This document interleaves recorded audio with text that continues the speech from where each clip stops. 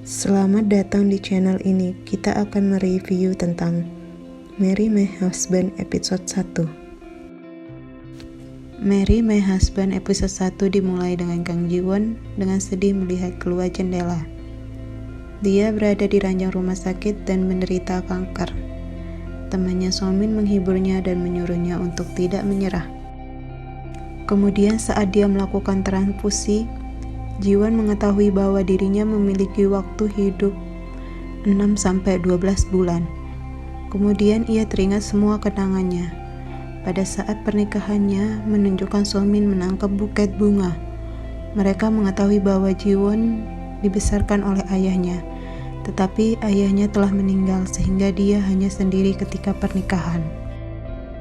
Setelah pernikahan, ibu mertua Ji-won berubah menjadi sombong dan memarahinya karena tidak bisa punya anak. Apalagi suaminya setelah pernikahan memutuskan untuk mengundurkan diri dan bermain pada saham, padahal mereka memiliki cicilan yang banyak yang harus dibayarkan. Ji-won memutuskan untuk mencoba berjalan-jalan di sekitar rumah sakit. Tiba-tiba Ji-won diberitahui bahwa walinya harus membayar tagihan rumah sakit, atau dia tidak akan bisa melanjutkan perawatan. Akhirnya ia mencoba menelepon suaminya, namun Min-hwan tidak mengangkat teleponnya. Akhirnya Ji-won memutuskan pulang ke rumah dengan taksi, tetapi pengemudi misterius membawanya ke jalan yang berbeda. Sopir taksi misterius mengatakan padanya bahwa dia selalu bisa memilih jalan yang berbeda. Sopir taksi mengembalikan sebagian uang pembayarannya dan memintanya untuk menganggapnya sebagai berkah dari ayahnya. Kemudian Ji-won sampai ke rumah, namun ia melihat So-min di tempat tidur bersama Min-hwan. Dia bahkan mendengar Min-hwan mengatakan dia tahu Ji-won jatuh sakit dan sengaja membeli asuransi kanker. Ji-won kemudian menyepu masuk dan melemparkan barang-barang ke arah mereka, berteriak bahwa dia akan melaporkan mereka karena penipuan asuransi. Mereka akhirnya bertengkar, dan Min-hwan suaminya meraih Ji-won dan mendorongnya ke meja kaca. Kepala Ji-won kemudian menabrak kaca tersebut, dan Ji-won akhirnya meninggal pada tanggal 12 April 2023, yang merupakan hari kematian Ji-won. Kemudian ketika ia sadar, Ji-won tiba-tiba menemukan dirinya berdiri di kantor menghadap Min-hwan. Berdasarkan ingatannya, dia mulai menyerang Min-hwan dan terpaksa dihentikan oleh salah satu rekannya. Ji-won kemudian menyadari ada sesuatu yang tidak beres dan berlari ke jalan dan menemukan bahwa itu adalah di tahun 2013. Kemudian salah satu rekannya datang setelahnya, memberinya sebuah jaket dan sejumlah uang untuk pulang. Rekannya bahkan membawakan belanjaannya. Ji-won kemudian bertanya-tanya, apakah ini semua hanya mimpi? Namun, dia menyadari hal itu mungkin terjadi dan nyata, karena dia mengetahui rekannya tersebut merupakan general manager Yoo Ji-hyuk, adalah cucu dari pendiri perusahaannya dan akan menjadi CEO. Berarti semua yang dia ingat tentang tahun 2023 akan menjadi nyata. Ketika Ji-won teringat akan lembaran uang yang diterimanya, Ji-won kemudian mengeluarkan uang tunai yang Ji-hyuk berikan padanya. Dia juga memeriksa uang yang diberikan sopir taksi yang terdapat ada gambar hati kecil di atasnya.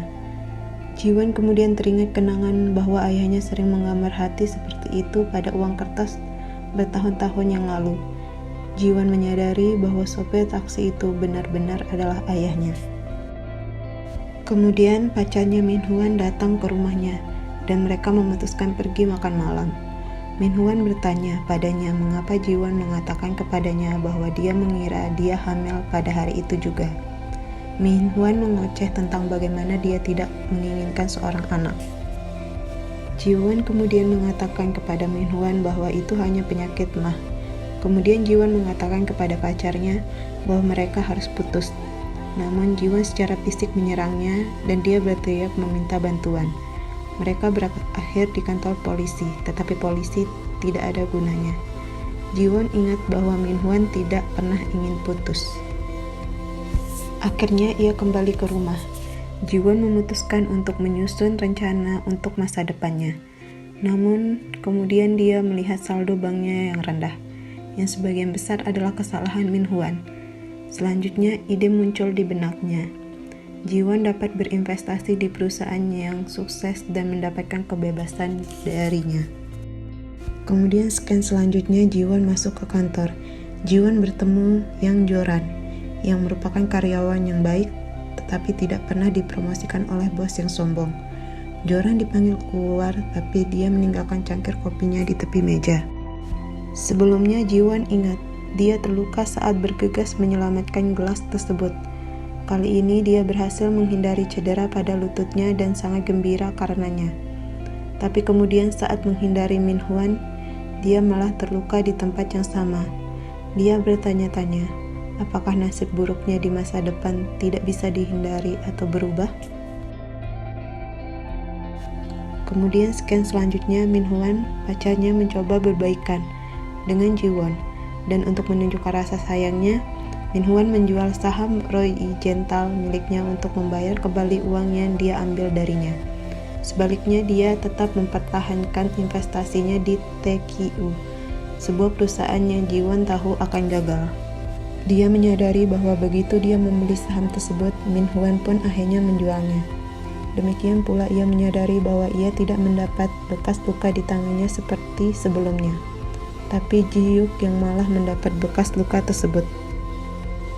Jiwon akhirnya sadar bahwa apapun yang terjadi akan tetap terjadi, tapi itu bisa terjadi pada orang lain. Kemudian beralih pada scan saat Somin berjalan bersamanya, dan Jiwon memintanya membuang sampah untuknya. Yang dimaksudkan adalah Minhwan sebagai sampah. Dia memutuskan untuk membuat Somin menikahi suaminya dan mengambil nasib buruknya. Itulah akhir dari Marry My Husband episode 1.